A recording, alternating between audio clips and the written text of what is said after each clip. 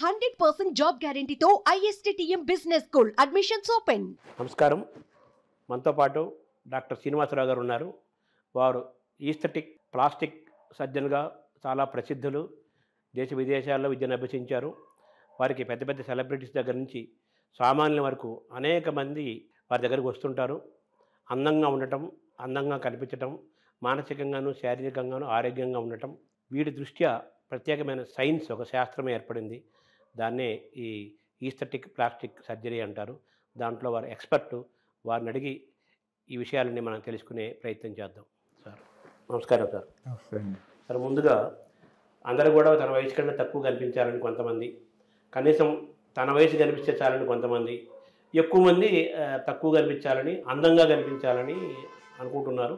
ఇప్పుడు ఆ యొక్క దాన్ని ఏమంటారు, ఆ అవేర్నెస్ కావచ్చు, లేకపోతే ఇది కానీ పెరుగుతూ వస్తుంది. ప్రత్యేకమైన విభాగాలే వచ్చాయి. సార్ మిమ్మల్ని చూస్తే మీ వయసు కంటే చాలా తక్కువ కనిపిస్తారు, అందంగా ఉంటారు. సరే, మీరు ఏ సర్జరీలు చేసుకోక్కర్లేదు, న్యాచురల్గా మీరు మామూలుగా ఉన్నారు. ఏంటి what is the difference sir? Actually నేను ఈ సంవత్సరం నాకు 60 సంవత్సరం. Number 1, I thank to my parents for giving me good jeans. So మనకి ఏదైనా కూడా మన మనిషికి పైన చర్మం దగ్గర నుంచి లోపల బోన్లు వరకు, అంటే బోన్ అంటే హార్ట్ టు బ్రెయిన్ కన్నా డీప్ అనే ఉద్దేశం, నా ఉద్దేశం. సో వాటి వరకు కూడా మనకి వంశపారపర్యంగా వచ్చే జెనెటిక్ కాన్స్టిట్యూషన్ అనేది ఉంటుందండి. అంటే మన హైటు, మన పేరెంట్స్ని బట్టి మన హైట్ ఉంటుంది. అట్లాగే మన కలరు, మన పేరెంట్స్ మన జాతిని బట్టి మన ఇది ఉంటుంది. అట్లాగే మన రూపురేఖలు, కళ్ళు కానివ్వండి, ముక్కు కానివ్వండి, ఇంకోటి అట్లాగే జుట్టు కానివ్వండి, బట్టతలు కానివ్వండి, ఇలాంటివన్నీ కూడా పేరెంటల్ దీని నుంచి వచ్చాయి. కానీ దీంట్లో ఏంటంటే మనం కొన్నిసార్లు అది మనం ఒప్పుకోలేక ఇది వేరే దాని మీద బ్లేమ్ పెడతాం. అంటే నా దగ్గరికి వచ్చేవాళ్ళు చాలామంది, మేము మా ఫ్యామిలీ జెనెటిక్గా లావుగా ఉంటామండి అంటారు. అంటే నేను వెంటనే అడుగుతాను, మన తండ్రి దగ్గర ఏదైనా లోపం ఉంది అంటే దాన్ని మనం కరెక్ట్ చేసుకుంటామా, చేసుకోమా? అంటే తండ్రి బాగా చదువుకోలేదు, లేదా ప్యాకెట్ ఆడతాడు, లేదా జులాయి, లేదా తాగుబోతు, వాటిని మనం యాక్సెప్ట్ చేస్తామా? చేయం కదా. మన పిల్లల్ని ఏ రకంగా పెంచుతాం? ఆ దుర్లక్షణాలు లేకుండా మీరు పెరగాలి అనే విధానంలో ఒక తల్లి పెంచుతుంది. అదే మాదిరిగా మనం ఫ్యామిలీగా ఒక వద్దనుకునే లక్షణం ఒకటి మన దగ్గర ఉంది అన్నప్పుడు దాని నుంచి మనం బయటికి ఉండటానికి ఏం చేయాలి అంటే, ఒక చదువుకొని ఇప్పుడు మనం చూస్తుంటాం, ఆటో డ్రైవర్ కూతురు IAS అయ్యిందనో లేదా ఇంకోటనో, అంటే తనకి చదువు లేదు అనేది పిల్లలకి అవగాహన నేర్పి ఆ పిల్లల్ని మంచి దీంట్లో వచ్చి అభివృద్ధి పదంలో నడపాలని ఎలా అనుకుంటామో, మన దీన్ని కూడా మనం వీలైనంత వరకు ఆ జాగ్రత్త అనేది చిన్నప్పటి నుంచి మనం కనుక వాళ్ళకి అవగాహన కల్పించి, అదేవిధంగా మంచి విధానాల్లో పెంపొందించే విధంగా కనుక చేస్తే డెఫినెట్గా ఉన్న దాంట్లో, ఐఎమ్ నాట్ సేయింగ్ ఇప్పుడు నల్లగా పుట్టిన వాళ్ళు ఏదో తెల్లగా అయిపోయారని నేను అన్న, కానీ హెల్తీగా ఉండడానికి ఛాన్సెస్ ఉంటాయి. సో హెల్త్ అనే దానికి అపియరెన్స్గా హెల్త్ కానివ్వండి, స్కిన్ హెల్త్ కానివ్వండి, వీటిలన్నిటికీ కూడా కొలమానం మనం పక్కాళ్ళని కంపేర్ చేసి చూసుకుని, ఒక మిల్కీ బ్యూటీ అంటే మనం అంత తెల్లగా ఉండాలి, లేదా ఒక మహేష్ బాబు లాగా తెల్లగా ఉండాలి, that is not the criteria. Criteria ఏంటంటే మనకు ఒక యూనిఫామ్ స్కిన్, హెల్దీ స్కిన్, అట్లాగే బాడీ వైజ్గా మన వెయిట్ మన హైట్కి సరిపడా ఉందా లేదా, మనం సరిగ్గా వ్యాయామం చేయగలిగే రీతిలో ఉన్నామా లేదా, అట్లాగే మంచి పద్ధతులని మనం అవలంబిస్తున్నామా లేదా అనేది మనం చూసుకోవాలి. అయితే మీ సబ్జెక్ట్కి వచ్చేసరికి ప్రధానంగా మీరు ఈస్థెటిక్ ప్లాస్టిక్ సర్జరీ ఒకటి, అలాగే కాస్మెటిక్ సర్జరీ, 2 రకాలు ఉన్నాయి కదా. ఈస్థెటిక్ సర్జరీ ఏంటి, cosmetic surgery, what is difference? అంటే ప్లాస్టికోస్, ఈ ఈస్థెటిక్స్ ఇవన్నీనండి లాటిన్ వర్డ్స్ నుంచి డిరైవ్ చేసిన పదాలు. ప్లాస్టికోస్ అంటే మౌల్డ్ అనమాట. సో ఒక మౌల్డ్ లాగా చేసి మనకి ఎక్కడన్నా దెబ్బతిన్న ప్రదేశాన్ని కవర్ చేయడానికి అనే ఉద్దేశంతో దీన్ని ప్లాస్టిక్ అంటారు. అన్ఫార్చునేట్లీ ఊరికే on the lighter vein now world is on ban plastic అంటారు. సో మేము ఆ ప్లాస్టిక్ కాదు. సో ఆ తర్వాత ఏంటంటే రిలేటివ్గా ఎవరన్నా డిస్క్రైబ్ చేసేటప్పుడు పలానా హీరోయిన్ పలానా ఇతను టూ మచ్గా చేసేసి ప్లాస్టిక్ ఫేస్ అంటారు. వీటిలో బేసిక్గా ఏంటంటేనండి, ప్లాస్టిక్ సర్జరీలో కూడా ఒకటి మామూలుగా మనకి ఎక్కువగా వాడేది ఈ కంజెంటల్గా పుట్టినప్పుడు వచ్చే డిఫెక్ట్స్, గ్రహణం ముర్రె అంటాం, లేదా వేళ్ళు కలిసి ఉంటాం, లేదా ఇంకోటి ఇట్లాంటి చిన్న చిన్న కొంతమంది ఎక్స్ట్రా ఫింగర్స్ వస్తాయి. సో ఇలాంటి విధానాలని ట్యాకిల్ చేసే ఫీల్డ్ ఒక ఫీల్డ్. అట్లాగే బర్న్స్, ఒళ్ళు కాలిన గాయాలు వీటిని చేసేది ఒక సబ్ స్పెషాలిటీ. అట్లాగే హ్యాండ్ సర్జరీ అంటాం, ఏదైనా ఇంజరీ ద్వారా హ్యాండ్కి ఏదైనా తగిలినప్పుడు ఆ టెండన్స్ని మార్చి అదే రీకన్స్ట్రక్టివ్లోకి కూడా వస్తుంది హ్యాండ్ సర్జరీ అని. అట్లాగే ఫేషియో మ్యాక్సిలరీ అంటే కనుక ఈ దవడ ఎముకలు ముందుకుంటాం వెనక్కుంటాం, లేదా వేరే రకమైన కొన్ని ఈ గ్రహణం మోరి టైప్లోనే కొన్ని రకాల ఫేషియల్ డిఫెక్ట్స్ ఉంటాయి. సో అలాంటి వాటిని ఫేషియో మ్యాక్సిలరీ సర్జరీ అనేది ఒకటి. ఆ తర్వాత ఏంటంటే యాక్సిడెంట్స్ రిలేటెడ్ అంటే టిష్యూ ట్రాన్స్ఫర్స్, అంటే ఇక్కడి నుంచి చర్మం తీసి ఇక్కడ వేయటమో, లేదంటే కనుక ఒక చోట నుంచి ఫ్లాప్ తీసి దాన్ని వేరే చోట పెట్టి దాన్ని ఫిక్స్ చేయటమో. సో ఇదే దీంట్లో మనకి ఆంకలాజికల్ సర్జరీ కూడా వస్తుంది. అంటే ఆంకలాజికల్ అంటే ఆంకాలజీ వాళ్ళు అక్కడ ఉన్న ట్యూమర్ని కానీ ఇదంతా మొత్తం తీసేస్తే ఆ ఏరియాని రీకన్స్ట్రక్ట్ చేయడం. ఇప్పుడు కణితులు ఉంటాయి, కణితులు కానీ ఇట్లాంటి అనేక రకాలు. Plastic surgery followed by oncological surgery. ఒక రొమ్ము తీసేసాం అనుకోండి, ఆ రొమ్ము భాగంలో మనం ఏదైనా టిష్యూని తీసుకొచ్చి అక్కడ పెట్టి కొంచెం రొమ్ము షేప్లో చేయడానికి వీలవుతుందా. సో ఇలాంటిది అంటే రొమ్ము క్యాన్సర్ అంటే చాలామందికి అవగాహన కొంతవరకు ఉంటుంది కాబట్టి చెప్తున్నా. అదే మాదిరిగా ఈ గుట్కాలు, బీడీలు, సిగరెట్లు, టొబాకో రిలేటెడ్ ఫేషియల్ మారిపోతుంది. క్యాన్సర్ వచ్చినప్పుడు ఆ భాగం అంతా తీసేస్తారు కదా, అలా తీసేసినప్పుడు దాన్ని రీకన్స్ట్రక్ట్ చేయటం కానివ్వండి, ఇట్లాంటివన్నీ కూడా దీంట్లో ఉంటాయి. ఇవన్నీ కాకుండా ఏంటంటే మీరు ఇందాక అన్నట్టు అన్నీ బాగున్నా కూడా ఇంకా మెరుగుపరుచుకోవడానికి ఏమన్నా ఉందా అన్నా కూడా దానికి కూడా ఈ కాస్మెటిక్, ఎస్థెటిక్, ప్లాస్టిక్ సర్జరీ అనేది. అంటే డిఫరెన్స్ ఏంటి సార్ కాస్మెటిక్ ఎస్థెటిక్? రెండు ఆల్మోస్ట్ ఒకటేనండి. కాస్మెటిక్ అనేది నా ఉద్దేశంలో బహుశా రిలేటివ్లీ ఇంగ్లీష్ వర్డ్, ఈ ఎస్థెటిక్ అనేది లాటిన్ కానీ ఫ్రెంచ్ కానీ ఇట్లాంటి వర్డ్. సో పదాలు వేరు కానీ మీనింగ్ ఒకటే, సబ్జెక్ట్ ఒకటే. మీనింగ్. ఇప్పుడు చాలా మంది మీ దగ్గరికి ఈ ముక్కు సరి చేసుకోవడానికి అందమైన ముక్కు కోసం వస్తుంటారు, అలాగే కళ్ళు షేప్ కోసం కొంతమంది వస్తుంటారు. అంటే ఇప్పుడు రిలేటివ్గా మాట్లాడితే కనుక సౌత్ ఇండియన్స్కి మన అందరికీ కూడా ముక్కులు కొంచెం లావుగా ఉండే నేచర్ ఉన్న, అంటే మన జెనెటిక్గా మరి ఇది ఎంతవరకు నిజమో నాకు తెలియదు కానీ కొన్ని కోట్ల సంవత్సరాల క్రితం ఆఫ్రికా నుంచి ఓ మొక్కుడు వచ్చి ఇండియాకి వచ్చి కలిసింది అనే ఒక కాన్సెప్ట్ చెప్తారు. అందుకని మనకి నార్త్ ఇండియన్స్కి సౌత్ ఇండియన్స్కి సిగ్నిఫికెంట్గా కొన్ని వేరియేషన్స్, కొన్ని రూపురేఖల్లో తేడాలు ఉన్నాయని. ఇది కాకుండా ఈ యుద్ధాల ద్వారా కానివ్వండి, అంటే ఇప్పుడు ఈ బోట్ల ద్వారా వచ్చినప్పుడు కానివ్వండి, కొన్ని జాతుల వాళ్ళు వచ్చి ఇక్కడ వాళ్ళతో మిక్స్ అవటం ద్వారా, ఇప్పుడు ఫర్ ఎగ్జాంపుల్ గోవా దగ్గర మీకు పోర్చుగల్ వాళ్ళు ఎక్కువ మంది ఉండటం మూలాన కొంచెం గోవా వాళ్ళు కొంచెం డిఫరెంట్గా ఉంటాం. అదే మాదిరిగా మనకి సినిమాల్లో కూడా గోవా అమ్మాయి అంటే కనుక కొంచెం ఏదో వేరే రూపురేఖలతో ఉండి గబుక్కుని హీరోయిన్గా ఫిక్స్ అవడానికి ఇట్లాంటిది చూస్తుంటాం కదా.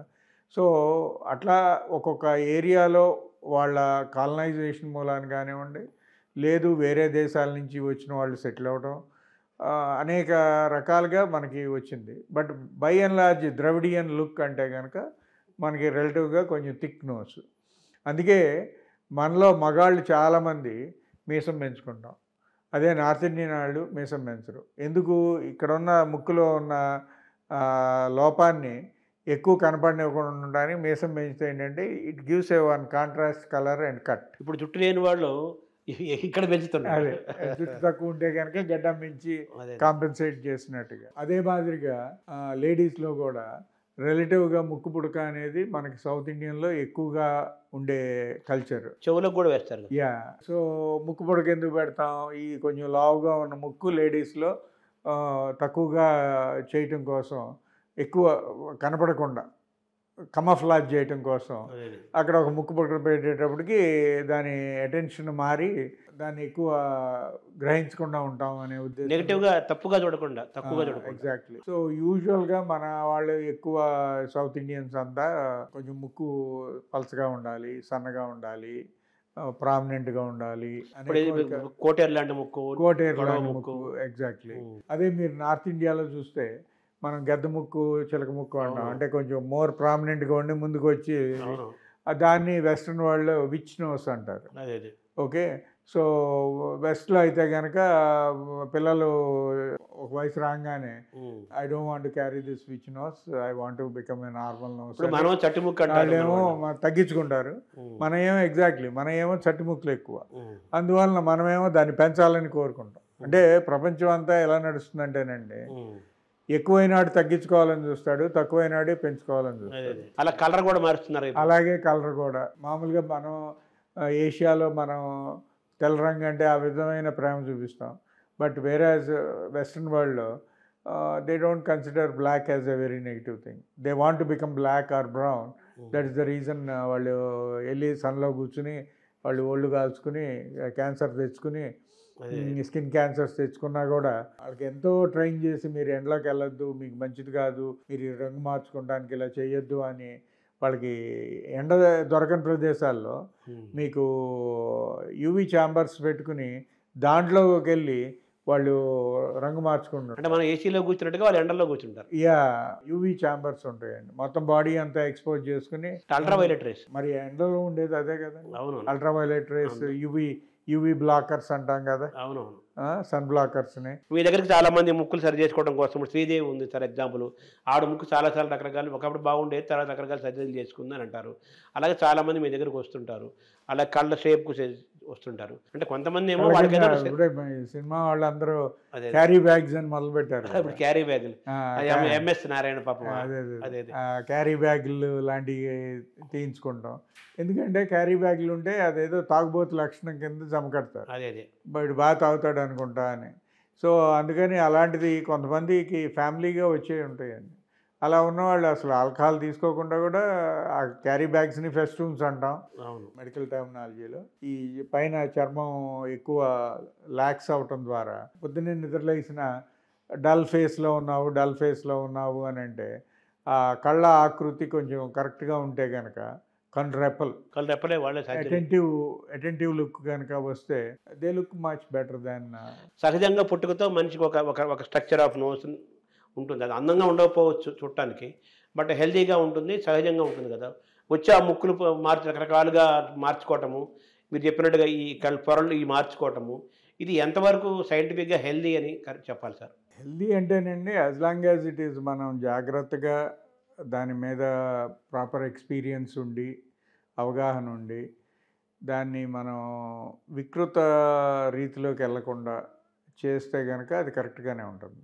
సపోజ్ ఊరికే చెప్తున్నాను, ఇప్పుడు మనకి ముక్కు గాలి ఆడతలేదు, లోపల దూలం సరిగ్గా లేదనో ఏదో ఉంది, సో అది చేయించుకుంటున్నప్పుడు పైన ముక్కు దగ్గర కూడా మనం ఏదన్నా చిన్న కరెక్షన్స్ చేయించుకుని కొంతవరకు మనం బెటర్గా కనపడటానికి ఉపయోగపడుతుందా అనే దానికి, అంటే నా దృష్టిలో there is nothing wrong if you appear better. For example, మనం మంచి చొక్కానే వేసుకుంటాం, మన దగ్గర కొన్ని పిచ్చి చొక్కాలు కూడా ఉండొచ్చు, కానీ వాటిని ఎప్పుడన్నా బయటికి ఇక్కడికి పొలం వెళ్తుంటేనో లేదో ఇంకో దీనికైతేనే వాడతాం. కానీ అంటే మన ప్రజెంటేషను మనం అందంగా కనపడతాము ఆర్ అట్రాక్టివ్గా కనపడతాం అనే దాన్ని మనం నెగిటివ్గా తీసుకోవాల్సిన అవసరం లేదు. అందుకని మరి వాళ్ళు ఏదో చేయించుకున్నారు నేను చేయించుకోవాలి, లేదా ఇతను ఏదో చేయించుకున్నాడు నేను చేయించుకోవాలి అని పరుగులు పెడతాం కూడా కరెక్ట్ కాదు. ప్రతి దాంట్లోనూ భగవంతుడు మనకు అన్నీ ఇచ్చినా కూడా మన సెల్ఫ్ కంట్రోల్ అనేది మన దగ్గర ఉండాలి. అంటే మీరు చెప్తున్నట్టుగా ఇప్పుడు నోసు అందంగా కనిపించడం కోసం ఉండడం కోసం అని చెప్పేసి నోస్ చేసుకోవటంలో అది తప్పులేదు. అలాగే లోపల వాళ్ళు గాలి సరిగ్గా రావడానికి చేసుకోవటంలో తప్పులేదు. కానీ దానికి కాకుండా అనవసరంగా ఊరికి చేసుకోవటం కరెక్ట్ కాదంటారా మీరు? అనవసరం అని కాదండి. అంటే ఇప్పుడు నేనేదో పక్కన చూసి నా ముక్కు ఆ ముక్కులాగా ఉండాలి అనేది కాదు. మనకి అందంగా ఉందా లేదా, నీట్గా ఉందా లేదా, మన profession next coming is the profession. అంటే ఇప్పుడు ప్రొఫెషన్లో ఒకళ్ళు సినిమా తారలు, 2 టీవీ తారలు, 3 న్యూస్ రీడర్సు, లేదా ఈ బిజినెస్ అనాలిసిస్లు ఇంకోటి చెప్పేవాళ్ళు, ఇట్లా టీవీలో కనపడేవాళ్ళు, ఇలా అనేక మంది ఉంటారు. వాళ్ళలో మరి కొంత సెల్ఫ్ ఎస్టీమ్ అంటామండి, మరి దానికి కరెక్ట్ వర్డ్ తెలుగులో నాకు తెలీదు, అంటే కాన్ఫిడెన్స్ అన్నమాట. అంటే ఇప్పుడు ఇప్పుడు కొంచెం ముక్కు లావుగా ఉందండి, నవ్వారు ఇంకా లావు అవుతుంది, అంటే ఆ ఇన్ఫీరియారిటీ అది లేకుండా నవ్వినప్పుడు ఇంకా లావు అవుతుంది. అట్లాగే ఇక్కడ సెప్టమ్ దగ్గర ప్రొటెక్షన్ అంత లేదనుకోండి, అది చింపాంజీ నోస్ అంటాం, చింపిష్ నోస్ అని. ఇప్పుడు చింపాంజీ నోస్ ఎలా ఉంటుందండి, ఇక్కడ ప్రొటెక్షన్ లేక బాగా కిందకి వెళ్ళిపోయినట్టు ఉంటుంది. సో అలా ఉన్నప్పుడు పక్కన అతని వైఫ్ నుంచున్నా ఇంకోళ్ళ నుంచున్నా నవ్వడు. ఎందుకు నవ్వడు? నవ్వితే ఇంకా ముక్కు వెడల్పోతుంది, నాకు బాగోదు అనే విధానంలో ఉంటాడు. సో అలా ఉన్నప్పుడు మరి దాన్ని కరెక్ట్ చేసుకునే విధానం ఉంటే దాంట్లో తప్పు లేదు కదా. అట్లాగే కొంత యుక్త వయసులో ఉన్న పిల్లల్లో, మగపిల్లల్లో రొమ్ములు కొంచెం పెరుగుతూ ఉంటాయి ఆడవాళ్ళలాగా. దాన్నే మేల్ బూబ్స్ అంటారు, రకరకాలు అంటారు. వాళ్ళు ఎప్పుడు ఇలా కూర్చుంటారు, ఎందుకంటే చెస్ట్ కనపడకూడదని.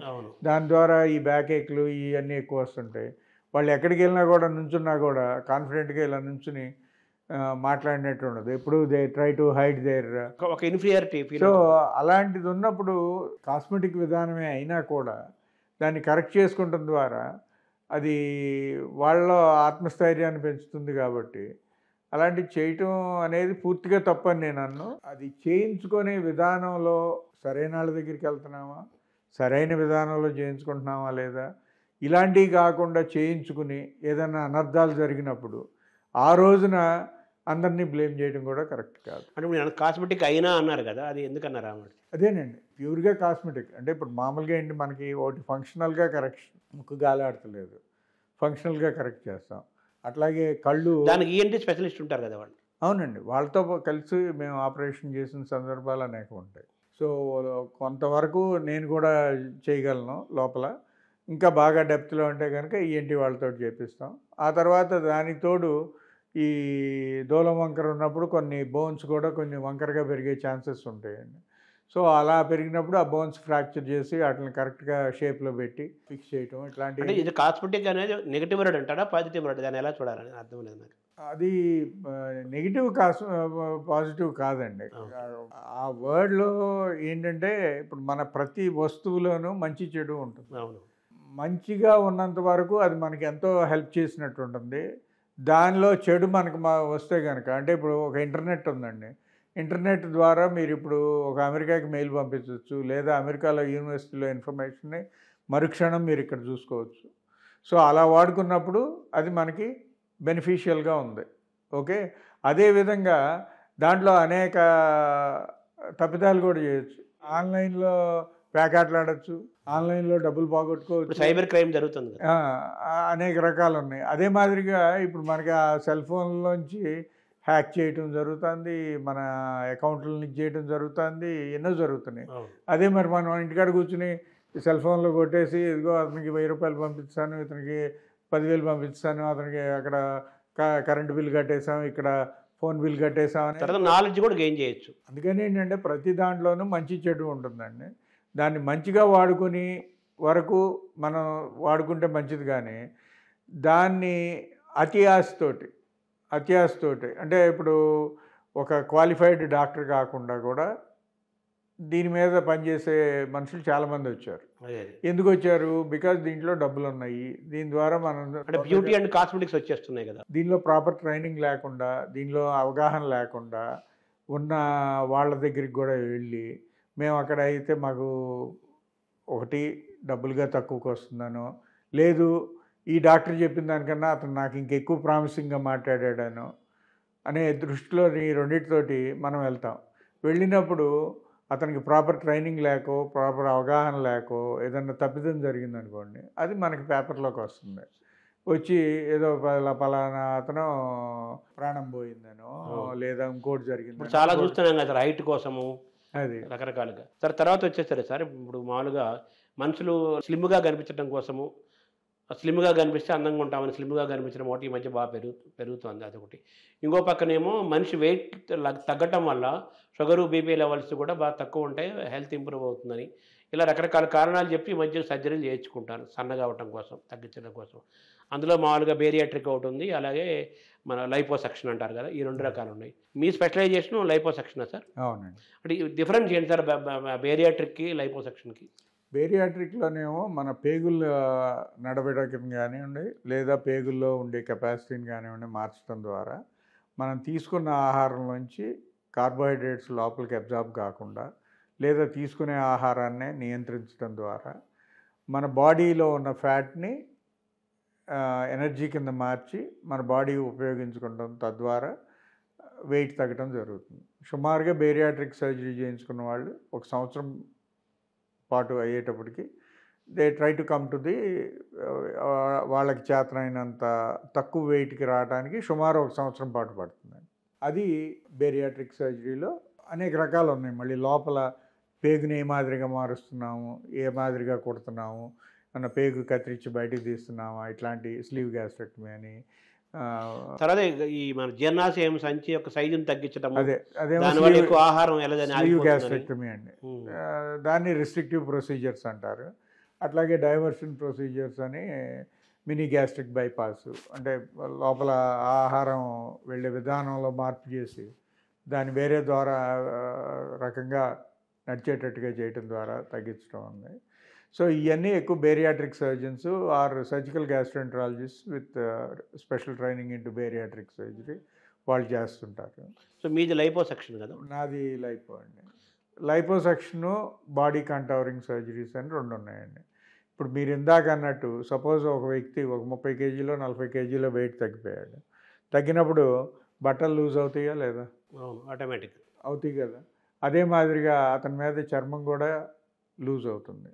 సో ఆ చర్మాన్ని ఎక్కడ టక్ చేసి ఎక్కడ టైట్ చేసి కొట్టడం ద్వారా మళ్ళీ వాళ్ళకి కరెక్ట్ షేప్ ఇవ్వగలం అనేది ఒక కొత్తగా ఇవాల్వ్ అవుతున్న సబ్జెక్ట్ అండి. అంటే body contouring in post bariatric or massive weight loss people అనమాట. సో బాగా వెయిట్ ఒక 25-30 కేజీలు 50 కేజీలు తగ్గిన వాళ్ళలో మళ్ళీ మనం బాడీని రీషేప్ చేయటం కోసం చేసే సర్జరీలు.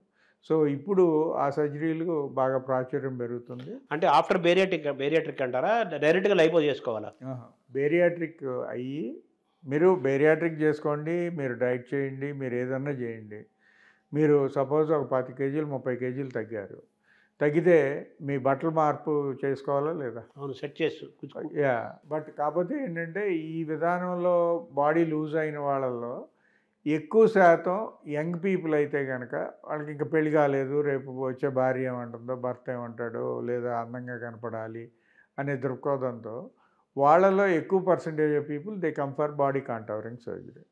అదే పెళ్ళి అయిపోయింది ఆల్రెడీ, రిలేటివ్గా థ్యాంక్స్ టు ఇండియన్ విధానాలు, అంటే యూజువల్గా ఇంకా చాలామందిలో పెళ్ళి అనేది ఒకేసారి చేసుకుంటాం, అదే భాగస్వామితో జీవితాంతం ఉంటాం అనే అవగాహన మనలో ఎక్కువ కాబట్టి భార్య భర్త వదిలేసి వెళ్ళిపోతాడు అనే అభద్రతా భావం తక్కువ కాబట్టి కొంచెం పెద్దవాళ్ళు చేయించుకుంటే రిలేటివ్గా వచ్చి ఈ సర్జరీస్ చేయించుకునే వాళ్ళు తక్కువ. పెళ్లి కాని వాళ్ళలో కనుక జరిగితే కనుక వాళ్ళు వచ్చి ఈ పోస్ట్ బేరియాట్రిక్ బాడీ కంటవరింగ్ సర్జరీస్కి ఎక్కువ ఇంట్రెస్ట్ చూపుతారండి.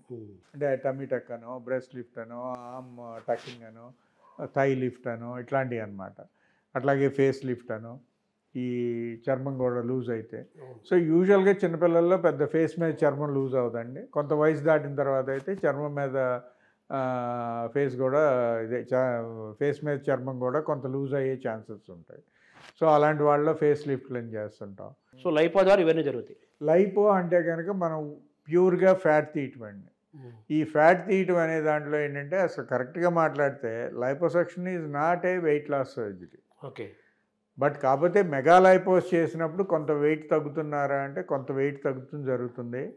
అదే మాదిరిగా వాళ్ళని ఒక ప్రాపర్ క్రమశిక్షణలో పెట్టి అంతకుముందు వాళ్ళు చేసే తప్పులు, వాళ్ళు తీసుకునే రాంగ్ డైటరీ విధానాలు, ఆర్ ఆల్కహాలు, ఆర్ ఇంకోటి ఆర్ కార్బోహైడ్రేట్స్ ఎక్కువ పర్సంటేజ్ తీసుకుంటాం, ఇలాంటివన్నీ నియంత్రించి ఒక లైపో చేయటం ద్వారా కొంతమందిలో మేము ఎక్కువ వెయిట్ లాస్ లైక్ 30 kgs అలా కూడా చూసిన సందర్భాలు ఉన్నాయి, కానీ but by and large it is not like that. అంటే ఇప్పుడు లైపోసెక్షన్ అంటే ఈ కొవ్వును కోయటం అంటారా? లైపోసెక్షన్ ద్వారా కొవ్వును తీయటం ద్వారా బాడీ స్కల్ప్టింగ్ అంటాం. అంటే ఇప్పుడు మీరు ఏదైనా రీజన్స్ తోటి లావెక్కారు, లావెక్కిన తర్వాత మళ్ళీ కొన్ని మంచి పద్ధతులు అవలంబించడం ద్వారా తగ్గినా కూడా మనకు అన్నీ అనుకున్న రీతిలో తగ్గాలని లేదు. ఊరికే చెప్తున్నాను, పొట్ట దగ్గర వచ్చిన ఫ్యాటు అది first one to come last one to go. Okay, first one to come అంటే మనం 4 రోజులు కొంచెం ఎక్కువ తిన్నా పొట్ట వచ్చేస్తుంది, రిజర్వ్ అవుతుంది. అదే మనం ఎంత ఎక్సర్సైజ్ చేసి ఎన్ని విధానాలు ఫాలో అయినా పొట్ట తగ్గేటప్పటికి లాస్ట్ది. ఈలోపు మొహం పీకిపోయినట్టు అవ్వచ్చు, లేదా ఇతర భాగాలు ఎక్కువ తగ్గిపోయినట్టు అవ్వచ్చు. అవి తగ్గినా కూడా ఈ భాగంలో ఫ్యాట్ పోయినట్టు ఉండదు. సో అలాంటి సందర్భాల్లో అక్కడ ఫ్యాట్ తీసేయటం ద్వారా ఇతనిలో ఈ మొహంలో కానివ్వండి, లేదా ఆడవాళ్ళలో రొమ్ముల్లో ఫ్యాట్ సీటు కూడా ఉంటుంది కదా, సీటు కూడా అదేనండి. అట్లాగే బటక్స్ అంటాం, పిర్రలు అంటారు. సో వాటిలో నుంచి తీయటం ఇలాంటివి కొన్ని చేస్తున్నాం. కానీ అలా చేసినప్పుడు ఏంటంటే మనకి కొంత చర్మం లూజ్ అయ్యే ఛాన్సెస్ ఉంటాయి అనేది పేషెంట్ని ఎగ్జామిన్ చేసినప్పుడు ఎవరికి ఎలా జరుగుతుంది, వాళ్ళకి అంతకుముందు అక్కడ చర్మం స్ట్రెచ్ మార్క్స్ ఉన్నాయా, ఎంత చర్మం సాగింది, ఎంత చర్మం డ్యామేజ్ అయింది అనేవి చూసి చెప్తాం అన్నమాట. అలాంటి సందర్భాల్లో కొన్నిసార్లు ఏంటంటే మనం టకింగ్ అని ఉంటుంది, అంటే టమ్మీ టక్ అంటారు, లేదా బ్రెస్ట్ లిఫ్ట్ అంటారు. సో ఆ లూజ్ అయిపోయిన దాన్ని మళ్ళీ మనం ఒక షేప్లో ఫిక్స్ చేయడం ద్వారా వాళ్ళు డ్రెస్ వేసుకున్నా నీట్గా కనపడటానికి ఆర్ ఇలాంటి.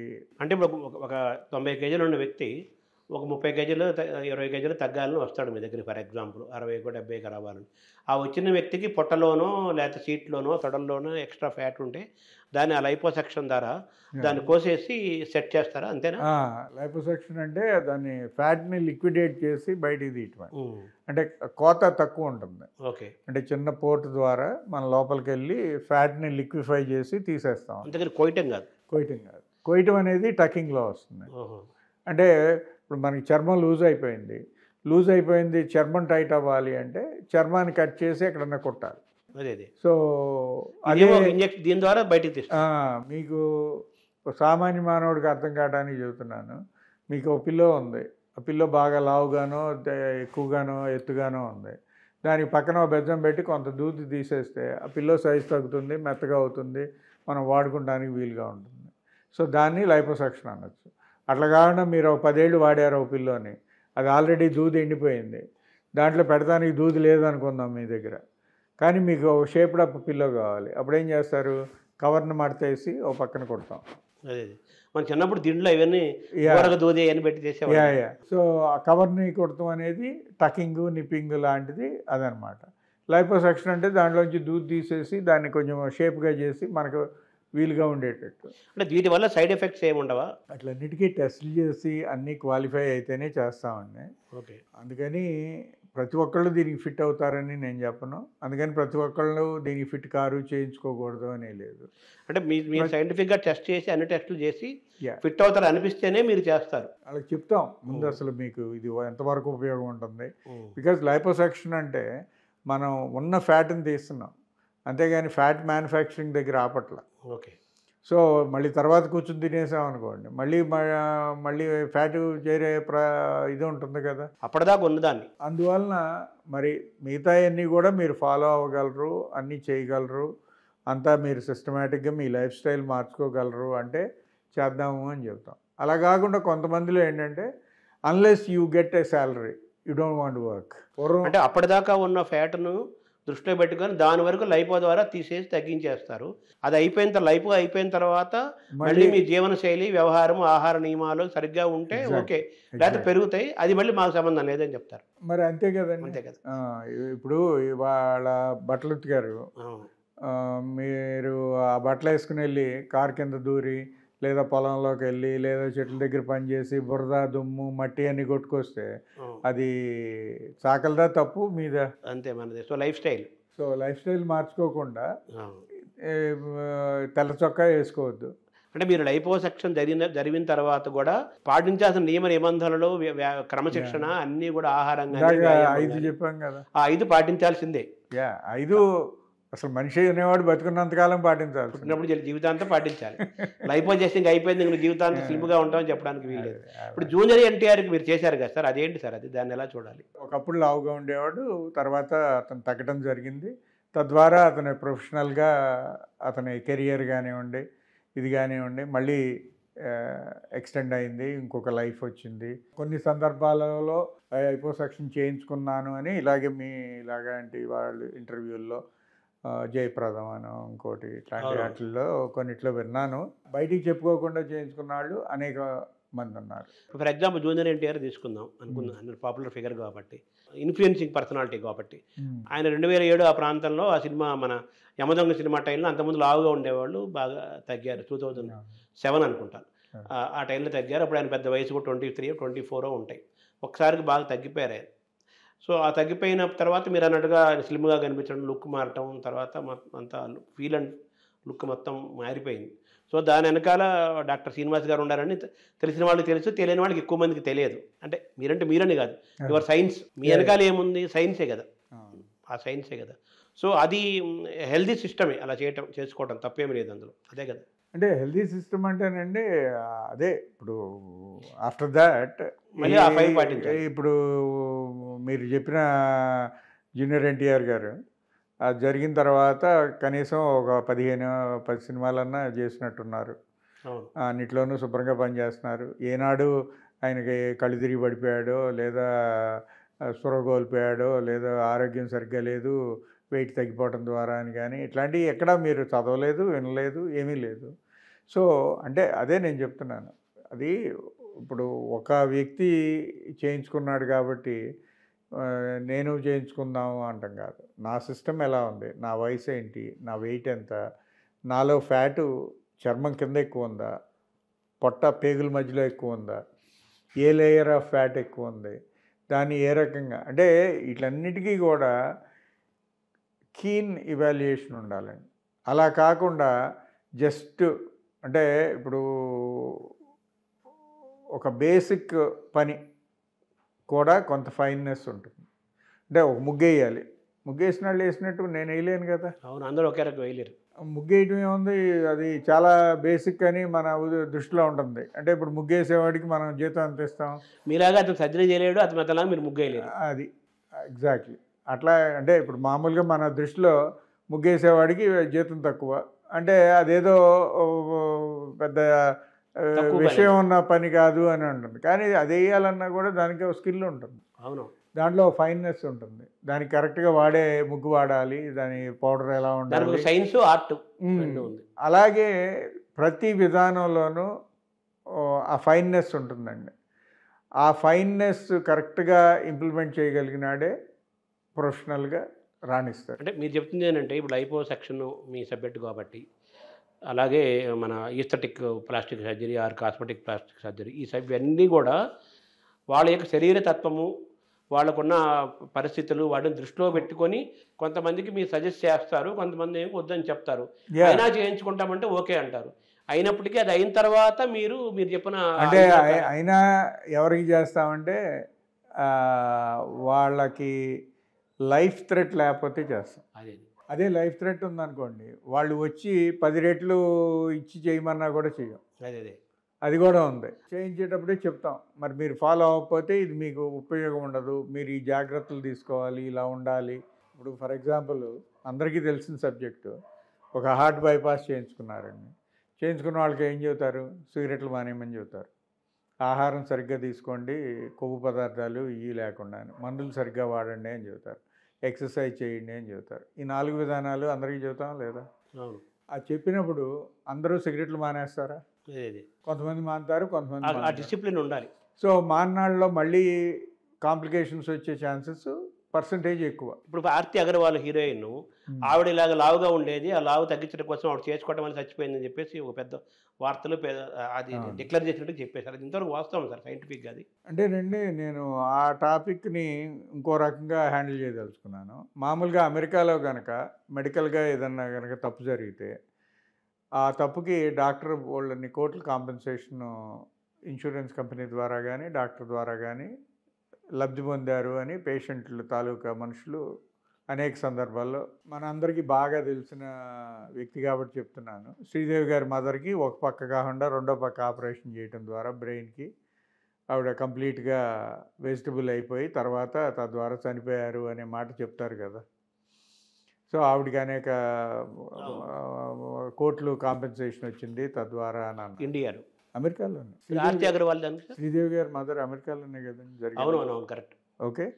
సో మరి ఆర్తి అగర్వాల్కి ఎంత కాంపెన్సేషన్ వచ్చింది, వాళ్ళ ఫ్యామిలీకి ఎంత కాంపెన్సేషను డాక్టర్ ద్వారా లభించింది అనేది వివరాలు ఒకసారి మీరు ఇప్పుడు అందరికీ నాలెడ్జ్ అవైలబుల్గానే ఉంది ఇంటర్నెట్ ద్వారా, దాంట్లో తీసుకుని చూడండి. I don't think she has got any compensation. So అంటే మెడికల్ తప్పు జరగలేదంటారు అంతే. అంటే మెడికల్గా తప్పు జరిగితేనండి అసలు హాస్పిటల్ నుంచి బయటికే వెళ్ళం కదా. ఇప్పుడు మనిషి అనారోగ్యంగా ఉంటే హాస్పిటల్ నుంచి బయటకు వెళ్ళం కదా. కరెక్ట్. హాస్పిటల్ నుంచి బయటకు వెళ్ళామంటేనే ఆరోగ్యంగా బయటకు వెళ్ళామని. ఆ తర్వాత ఎన్ని రోజులకు జరిగింది, ఎలా జరిగింది, ఆవిడ ఇంటి దగ్గర ఉన్నప్పుడు ఏమేమి రకాలైన మందులు వేసుకున్నారు, ఆర్ మెడికేషన్ తీసుకున్నారు, ఇట్లాంటివన్నీ కూడా ఉండాలి కదా. ఇవన్నీ లేకుండా ఆవిడ చనిపోయింది అని అనుకుంటాం. అంటే ఇప్పుడు మామూలుగా నేను ఇవాళ ఊరికే ఎవరో ఒక మనిషి గుడికి వెళ్ళి వచ్చాడు, చనిపోయాడు అంటే గుడికి వెళ్ళి వస్తే చనిపోతామా? దేవుడి ఖాతాలో అది కాదు కదా, అది కోఇన్సిడెంటల్ థింగ్. అలా కాకుండా గుడికి వెళ్ళి వచ్చిన తర్వాత ఆడేదో ఒక పెద్ద బిల్డింగ్కి పైకి ఎక్కి ఎక్కడో ఏలాడుతా చూస్తా జారిపడ్డాడు. మరి అది ఆ ప్రొఫెషనల్ హెజార్డ్ ద్వారా వచ్చిందే కానీ, అంటే మనం ఇన్వెస్టిగేషన్ చేసి ఒక నిర్ణయానికి రావాలి కానీ ఎగ్జాక్ట్లీ ఊరికే ఒకరి మీద మనం చెడుగా అది ఐ డోంట్ బిలీవ్ అండి. అది ఆవిడకి కాంపెన్సేషన్ రాలేదనేది తర్వాత కొన్ని న్యూస్ పేపర్లలో కూడా పబ్లిష్ అయ్యింది. కానీ దాన్ని ఎక్కువ ప్రాచుర్యం మన టీవీలు వీటిల్లో సర్జరీ వల్లే అని చెప్పి ఉంది. ఏదండి? ఈ సర్జరీ వల్లే జరిగింది అనేది ప్రచారంలో ఉంది కదా. ఇదేమో ఎక్కువ ప్రచారం చేశారు, అది కాంపెన్సేషన్ రాలేదు అన్నది ప్రచారం లేదన్నమాట, ప్రిడామినెంట్గా లేదు. తర్వాత సార్ మీ సబ్జెక్ట్కి వస్తే ఇప్పుడు ఈ మధ్య కానీ ఎప్పటి నుంచో ఉంది ఆడవాళ్ళు మగవాళ్ళుగా మారిపోయి మగవాళ్ళు ఆడవాళ్ళుగా మారిపోవటం కూడా మీ సబ్జెక్టే కదా. ఇది ఎంతవరకు సైంటిఫిక్గా కరెక్ట్ సార్? ఇది సైంటిఫిక్గా కరెక్ట్ అంటే దానికి అంటే పర్సనల్గా నేను పెద్ద కేసులు టేకప్ చేయనండి. బట్ నాకు తెలిసిన నాలెడ్జ్లో ఏంటంటే కొంతమందికి మానసికంగా ఆ ఫీలింగ్ ఉన్నాళ్ళు హార్మోన్స్ వాడి వాళ్ళని కొంత మార్పు చేసి ఆ తర్వాత కొన్ని మారని భాగాలని ప్రైవేట్ ఏరియాస్ని మార్చి ఆడవాళ్ళని మగవాళ్ళుగాను లేదా మగవాళ్ళని ఆడవాళ్ళుగాను చేసే సర్జరీస్ సెక్స్ రీఅసైన్మెంట్ సర్జరీస్ అంటారు. సో అలాంటి థాయిలాండ్ లాంటి కంట్రీలో బాగా పాపులర్, మనకి ఇప్పుడిప్పుడు మొదలవుతున్నాయి. అంటే అది నేచర్కి భిన్నం కాదంటారా? అది అడుగుతున్నాను. నేచర్కి భిన్నం అంటేనండి వాళ్ళకి already they are fixed with that attitude. Okay, వాళ్ళని మనం క్రిటిసైజ్ చేయడానికి లేదు. ఎందుకంటే ఇప్పుడు మీకు అనేక దేశాల్లో మన జెండర్ గురించి రాసేటప్పుడు మేల్ అని ఫీమేల్ అని అదర్ అనే ఆప్షన్ కూడా ఇస్తున్నారు. అవును. ఓకే, అదే మాదిరిగా మనకి అనేక ప్రభుత్వ కార్యాలయాల్లో అనేక ప్రభుత్వ ఉద్యోగులుగా కూడా ఈ పర్టికులర్గా ఉండే వాళ్ళు ఉద్యోగంగా చేరటానికి ఎంకరేజ్ చేస్తున్నారు. అంటే నేను లీగల్గా ఓకే సార్, లీగల్గా మనం గౌరవిస్తాం, వీ రెస్పెక్ట్, అందరి భావాలను గౌరవిస్తాం. బట్ సైంటిఫిక్గా ఇది ఎంతవరకు? సైంటిఫిక్గా కూడానండి దానికి కొంత వాళ్ళ ఆ మార్పుదలను కోరుకుంటున్నారు కాబట్టి వాళ్ళని అలా మార్చడం జరుగుతుంది. అంతేగాని కొన్ని సందర్భాల్లో ఏంటంటే ఎవడో ఆడపిల్లగా మారిపోతే కొంచెం ఈ సెక్స్ ట్రాఫికింగ్లోనో వీటిలోనో ఎక్కువ డబ్బులు సంపాదించుకోవచ్చు, అలాంటి అవగాహనలో కొంతమంది ఉంటారు. ఓకే, సో అలా కాదు, అలా కాకుండా ఏంటంటే మానసికంగా వాళ్ళు ఆ జెండర్కి సంబంధించింది కాదు, నా పుట్టుక వేరే దాంతో సంబంధించింది అనే ఫీలింగ్ తోటి కొంతమంది ఉంటారు. అలాంటి వాళ్ళని కౌన్సిలింగ్ చేసి వాళ్ళని తప్పదు అన్నప్పుడు ఆపరేషన్లుగా కానివ్వండి లేదా మెడికల్గా కొంత మేనేజ్మెంట్గా కానివ్వండి వాళ్ళని ఆ భావనలోకి తీసుకెళ్ళడం అనేది పూర్తిగా తప్పు కాదు అని నా ఉద్దేశం. సార్ అలాగే ఇప్పుడు ఈ హైట్ కోసం కొంతమంది చేస్తున్నారు ఈ మధ్య, చాలా ఫెయిల్ అయినాయి, ఏదో కుట్టే చచ్చిపోయారని రకరకాల వినబడుతుంది. ఇది అదేనండి వాస్తవమేనా సార్? అదేనండి ఫెయిల్ అయిన చచ్చిపోయారు అనేది పూర్తిగా కరెక్ట్ కాదండి. అంటే కాంప్లికేషన్స్ ప్రతి దానిలోనూ ఉంటాయి. అదే ఇప్పుడు మనకి ఊళ్ళో ఇవాళ 1,00,000 కార్లు తిరిగితే 1 కారో 2 కార్లు యాక్సిడెంట్లు అవుతాయి.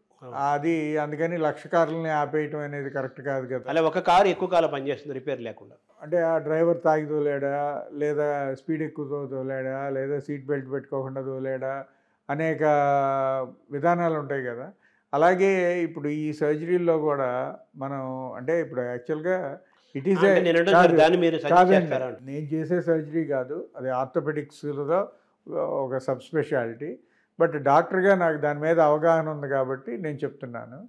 అంటే ఆ మధ్యకాలంలో మనకి హైదరాబాద్లోనే ఒక అతను చేయించుకున్నాడు, తర్వాత తండ్రి వచ్చాడు, ఇదెందుకు చేశారు అదెందుకు చేశారు, నొప్పి బాధ అని ఆ కండిషన్లో చనిపోలే.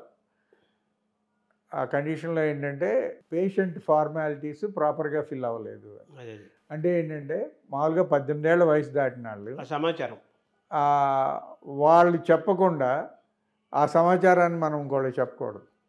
ఇప్పుడు నాకు పలానా జబ్బు ఉంది, మీరు డాక్టర్ చూశారు, నేను చెప్పాను, మీరు మా ఫ్యామిలీతో ఎవరితో డిస్కస్ చేయొద్దండి అని. అలాంటి కండిషన్ నేను పెట్టినప్పుడు నా గురించి మీరు నా ఫ్యామిలీతో డిస్కస్ చేస్తే నేను మీ మీద కోర్టుకు కేసుకెళ్ళాను. మెడికల్ ఎథిక్స్ లా ప్రకారం. అట్లా 18 ఏళ్ల వయసు దాటిన తర్వాత నేను ఆపరేషన్కి నేను తీసుకుంటున్నాను, నాకు చేయండి అంటే కనుక డాక్టర్కి చేసే అధికారం ఉంటుంది. కాకపోతే ఆపరేషన్ జరిగే ముందు మనం మీ తరపున ఎవరన్నా వచ్చి సంతకం పెట్టండి అని అడుగుతాం. కన్సెంట్ అన్నమాట, ఫ్యామిలీ మెంబర్. ఆ ఫ్యామిలీ మెంబర్ అప్పుడు నేను వేరే వ్యక్తిని తీసుకొచ్చి ఇతను మా అన్నయ్య అన్నాను అనుకోండి, అంటే ఇది కరెక్టా, చేసుకోవచ్చా? అదే మీకు కిడ్నీ ట్రాన్స్ప్లాంట్ అనుకోండి, ఆ కిడ్నీ ఇచ్చేవాళ్ళు, కిడ్నీ తీసుకునేవాళ్ళు, వాళ్ళ మ్యాచింగు, వాళ్ళ నిజంగా చుట్టాలేనా, వాళ్ళు ఇవ్వటానికి అర్హులా కాదా అనడానికి ఒక పెద్ద కమిటీ ఉంది. కాకపోతే ఇక్కడ ఆపరేషన్ దగ్గర మనం నేను ఇదిగోండి మా తమ్ముడు వచ్చాడు, మా తమ్ముడు సంతకం పెడుతున్నాడు అంటే దాన్ని ఎవరో ఒక లీగల్ సిస్టంలో పెట్టి ఈ నిజంగా తమ్ముడా, నిజంగా అన్నయ్య, నిజంగా వాళ్ళ కుటుంబ సభ్యుడా కాదా అనే ఇవాల్యుయేషన్ లేదు. సో ఎవరు వచ్చి సంతకం పెట్టినా కూడా మనం తీసుకుంటాం. దీనికోసమనే డాక్టర్స్ని ప్రొటెక్ట్ చేసుకోవడానికి ఇప్పుడు వీడియో కౌన్సిలింగ్ అని కొత్తగా పెట్టారు. సో ప్రతిదీ వీడియో తీసి ఇదిగోండి బాబు మీ వాడే వచ్చి ఇలా అడిగాడు, ఆ పర్టికులర్ వ్యక్తి తన సొంత రీజన్స్ మూలాన పొడుగు పెరగాలని కోరుకున్నాడు. ఆ పొడుగు పెరిగే సర్జరీ చేశారు. చేసిన తర్వాత ఒక ఆపరేషన్ అయిన తర్వాత నొప్పి ఉంటుందా ఉండదా? ఒక ఆపరేషన్కి కొంత రికవరీ టైం ఉంటుందా ఉండదా? దాన్ని వక్రీకరించి నాకు ఇంకా నొప్పి అనేదాన్ని మీరు కొలవటానికి ఏమన్నా మార్గం ఉందా?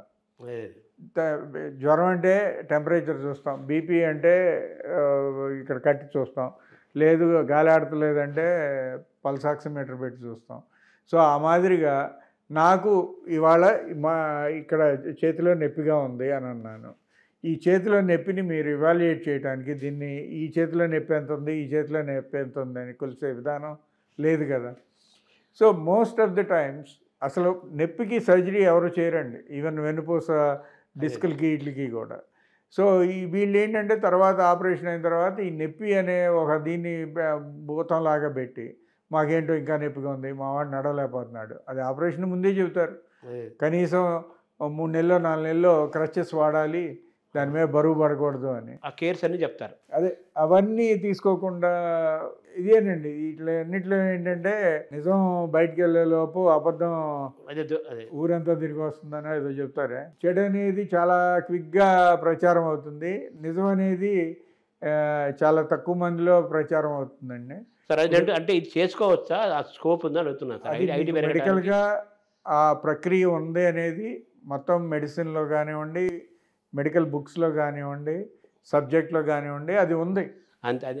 అది ఆల్రెడీ వాళ్ళ సొసైటీస్ అంటే ఆర్థోపెడిక్ సొసైటీస్ కానివ్వండి, ఇంకోళ్ళు కానీ దీన్ని యాక్సెప్ట్ చేశారు, అప్రూవ్ చేశారు. దాన్ని ఎవరు చేయకూడదు, ఇది అసలు మంచిది కాదు, ఇది ప్రాణహాని ఇస్తుంది, ఇది ఎవరికి చేయకూడదు అనేది ఎక్కడా లేదు. సార్ తర్వాత చివరికి వస్తే మీ ఈ లైపోసెక్షన్ కానీ అలాగే ఈ కాస్మెటిక్ ప్లాస్టిక్ సర్జరీ కానీ ఈస్థెటిక్ ప్లాస్టిక్ సర్జరీ కానీ ఎక్స్పెన్సివా, లేకపోతే సామాన్యులు మధ్యతరగతి వాళ్ళు చిన్నవాళ్ళు కూడా దీన్ని భరించగలుగుతారా? ఇప్పుడు any surgery in a proper setup చేయాలి అంటే దానికి మినిమం ఖర్చు కొంత ఉంటుందండి. మినిమం ఖర్చు కాకుండా ఈ కాస్మెటిక్ సర్జరీ అనేది ఏంటంటే కొంచెం ఫైన్ సర్జరీ అవటం మూలాన కొంచెం డ్యూరేషన్ ఆఫ్ ది సర్జరీ ఎక్కువ టైం పడుతుంది. అంటే ఊరికే చెప్తున్నాను, నేను మ్యాక్సిమమ్ ఇప్పుడు వరకు 16 గంటలు నాన్ స్టాప్గా సర్జరీ చేసిన సందర్భాలు కూడా ఉన్నాయి. సో మరి 16 గంటలు ఆపరేషన్ థియేటరు, సర్జరీ, మత్తు, దానికి సంబంధించిన మత్తు నిపుణులు, ఇంకా మిగతా యాన్సిలరీ సభ్యులు వీళ్ళందరూ మన దగ్గర ఉండి మనకి పనిచేసి ఆ పేషెంట్ని ప్రాపర్గా రికవర్ అయ్యేటట్టుగా చెయ్యాలి అని అంటే కనుక మరి దానికి 16 గంటల ఖర్చు ఉంటుంది కదా. నేనంటుంది అది కదా సార్, కేసు టు కేసులు డిఫరెన్స్ ఉంటాయి. బట్ నేనంటుంది ఏంటంటే కేవలం డబ్బున్న వాళ్ళకైనా ఈ సర్జరీలు సామాన్యులు మధ్యతరగతి కూడా అవకాశం ఉందా, అందుబాటులో ఉంటుందా ఈ సర్జరీ అనేది? ఫర్ ఎగ్జాంపుల్ ఇప్పుడు ఉస్మానియా హాస్పిటల్లో we have a fantastic plastic team. Okay, they are giving the services for relatively low socio economic group also. అంటే మీరు ఈ మధ్యతరగతి వాళ్ళు, బిలో మధ్యతరగతి వాళ్ళు, పేదవాళ్ళు కూడా ఇటువంటి బెనిఫిట్లు పొందడానికి అంటే ఇచ్చే సజెషన్ ఏంటి సార్? అంటే ఒకవేళ అలాంటి వాళ్ళు వచ్చినప్పుడు నేనే ఉస్మానియాలో ఉన్న మా ప్లాస్టిక్ కొలీగ్స్కి నేను స్వయంగా ఫోన్ చేసి ఇట్లా పలానా వాడిని పంపిస్తున్నాను అని పంపించిన సందర్భాలు కూడా ఉన్నాయి. ఎందుకంటే వాళ్ళు ఈ ప్రైవేట్ హాస్పిటల్, ఇప్పుడు నాకు హాస్పిటల్లో నాది కాదు, ఏ ప్రైవేట్ హాస్పిటల్లోనే ఆపరేషన్ చేస్తే వాళ్ళ ఖర్చులు కూడా ఉంటాయి కదా. అవునవును. సో ఇవన్నీ భరించలేరు అన్నప్పుడు మీరు అక్కడికి వెళ్ళండి, వాళ్ళు బాగా చేస్తారన్నా కూడా కొన్ని సందర్భాల్లో పేషెంట్స్కి నచ్చదు అది. ఎందుకు అంటే గవర్నమెంట్ హాస్పిటల్ అంటే చిన్న చూపు ఉంది. కరెక్ట్, చిన్న చూపు. సో దాని దగ్గరికి వెళ్ళటం ఏంటి అనే ఇది కూడా ఉంటారనమాట. అందువలన డెఫినెట్గానండి ఇప్పుడు వైద్యశాస్త్రం అన్ని హాస్పిటల్స్లోనూ ఉంది, అన్ని గవర్నమెంట్, ప్రైవేట్, అందరికి అందుబాటులో ఉందా లేదా అన్నది సార్ ప్రశ్న. ఇప్పుడు ఉస్మానియా లాంటి చోట ఉందండి, శుభ్రంగా చేస్తారు. అట్లాగే ఈఎస్ఐ హాస్పిటల్ ఉంది. సపోజ్ మనకి ఆ ఎంప్లాయ్మెంట్ స్టేట్ సంథింగ్ స్కీమ్ ఏదో ఉంటుంది, ఈఎస్ఐ హాస్పిటల్ వాళ్ళ దగ్గర చేస్తారు. అట్లాగే మనకి గవర్నమెంట్ హాస్పిటల్ అన్నింటిలోనూ ఈ బ్రాంచ్ ఉందండి. మనకి ప్రతిసారి ఏదైనా స్పెషల్ కేసులు ఏమైనా చేసినప్పుడు అవి మీకు పేపర్లో వస్తుంది, ఇట్లా ఉస్మానియా ప్లాస్టిక్ సర్జరీ వాళ్ళు చేశారు, లేదా ఈఎస్ఐలో కాన్ఫరెన్స్. సో మన గవర్నమెంట్ సెక్టార్లో అందుబాటు రేటుతో పేదవాళ్ళకి, మధ్యతరగతి వాళ్ళకి కూడా, బిలో మధ్యతరగతి కూడా అవకాశాలు ఉన్నాయి. ప్రైవేట్ కార్పొరేట్ చూసేసరికి ఎక్స్పెన్సివ్ అవుతుంది, ఎందుకంటే ఇన్వెస్ట్మెంట్ ఉంటుంది కాబట్టి అంటారు. సో మనకి ఇన్సూరెన్స్ ద్వారా అవకాశం దీనికి ఇన్సూరెన్స్ అసలు ఎవరు సార్? మొత్తం అందానికి మీరు ఇచ్చే నిర్వచనం అంతా క్లోజ్ చేద్దాం సార్ ఫైనల్గా. అందానికి మీరు ఇచ్చే నిర్వచనం ఏంటి? అలాగే యంగ్గా కనిపించడానికి మీరు ఇచ్చే నిర్వచనం ఏంటి? యవ్వనం అంటే ఆ యూత్ఫుల్నెస్కి, అందానికి మీరు ఇచ్చే డెఫినేషన్. ముందు అందం కన్నా ఆరోగ్యం అనేది ఇంకా చాలా ఇంపార్టెంట్ అండి. ఆరోగ్యంగా లేకపోతే మనకి ఎన్నున్నా కూడా, అంటే కోట్లున్నా ఆరోగ్యం లేకపోతే ఒక హాస్పిటల్లో ఒక మంచంలో పేషెంట్ లాగా పడుకోవాలి. ఆరోగ్యం మహాభాగ్యం అన్నారు కదా. అది అందుకని ముందు ఆరోగ్యంగా ఉండాలి, నెంబర్ 1. ఆరోగ్యంగా ఉన్న తర్వాత అందం అనేది ఏంటంటే ఒక్కొక్క ఏరియాలో ఒక్కొక్క దీన్ని మనం అందం కింద పరిగణిస్తాం.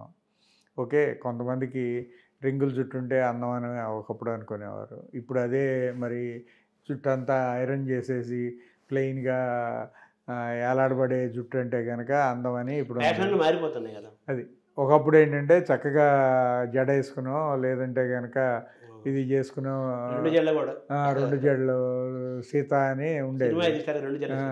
మరి ఇప్పుడు 2 జడలు లేవు, 1 జడ లేదు, పోనీ టైల్స్లోకి వచ్చేసారు.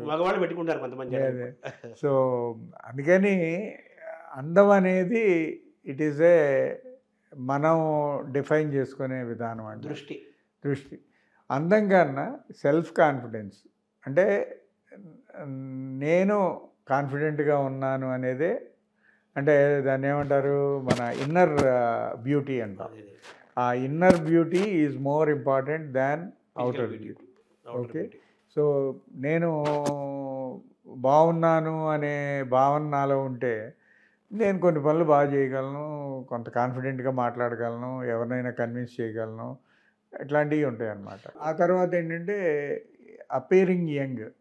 ఎవరైనా కూడా ఉన్నదానికన్నా అందంగా యంగ్గా కనపడాలని, దాంట్లో మెయిన్గా కొంతమంది హెయిర్ కలర్ వేసుకుంటారు, కొంతమంది ఇప్పుడు హెయిర్ కూడా పెట్టేసుకుంటున్నారు సార్. హెయిర్ ట్రాన్స్ప్లాంట్, హెయిర్ డైయింగ్, అట్లాగే ఐబ్రోస్ లేదా ఇంకోటి. సో ఇలా అనేక రకాలు ఉన్నాయి.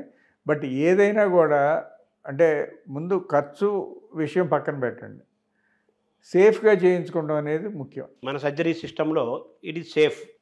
ఇప్పుడు మామూలుగా నేను కానివ్వండి, మా కొలీగ్స్గా ఉండే వాళ్ళు కానివ్వండి, ఎవరైనా కూడా సేఫ్టీ లేనిదే ఆపరేషన్ చేస్తారు అని నేను అనుకోను.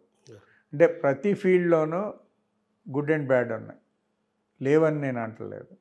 కాకపోతే మా ఫీల్డ్లోకి వచ్చేటప్పటికి non plastic are non cosmetic surgeons అనేక మంది దీంట్లోకి ఎందుకు వస్తున్నారంటే, దీంట్లో మీరు ఇందాక అడిగారు డబ్బులు ఎక్కువ ఇన్వాల్వ్ అయి ఉన్నాయని. సో అలాంటి సందర్భాల్లో ఒక్కొక్కసారి కొన్ని అపశృతులు జరిగిన సందర్భాలు ఉన్నాయి. అదేవిధంగా పేషెంట్లు కూడా నీకు జరగదు అని ఒక క్వాలిఫైడ్ డాక్టర్ చెప్పినప్పుడు, ఇంకో అతను జరుగుతుంది అని చెప్పినప్పుడు అతని దగ్గరికి వెళ్ళిపోయి మనం దానిలో డెప్త్ ఆలోచించకుండా, అంటే బోత్ సైడ్స్ ఉంటాయి, కొన్ని లోపాలు ఉంటాయి, అది చేయించుకోవడం అనేది కూడా తప్పు. ఆ తర్వాత ఏంటంటే ఆ హాస్పిటల్లో ఎలాంటి స్టాండర్డ్స్ ఉన్నాయి, ఆ డాక్టర్ ఎంతకాలం నుంచి పేరు ప్రఖ్యాతులు ఉన్నాయి, ఇతను చేసే సర్జరీల్లో ఇలాంటి సర్జరీలు ఎన్ని ఉన్నాయి. సో ఇవన్నీ కూడా కన్సిడర్ చేసుకుని చేయటం ద్వారా ఓవరాల్గా మీరు చెప్పిన ఇవన్నీ ఉంటే ఒక సర్టిఫైడ్ డాక్టరు, ఒక ఎక్స్పీరియన్స్డ్ ఎక్స్పర్టు, ఒక ట్రాక్ రికార్డ్ ఉన్న డాక్టరు, ఇలాంటి వాళ్ళ దగ్గర చేసుకోవడం అనేది it is always safe and secure. Thank you sir. నమస్తే అండి.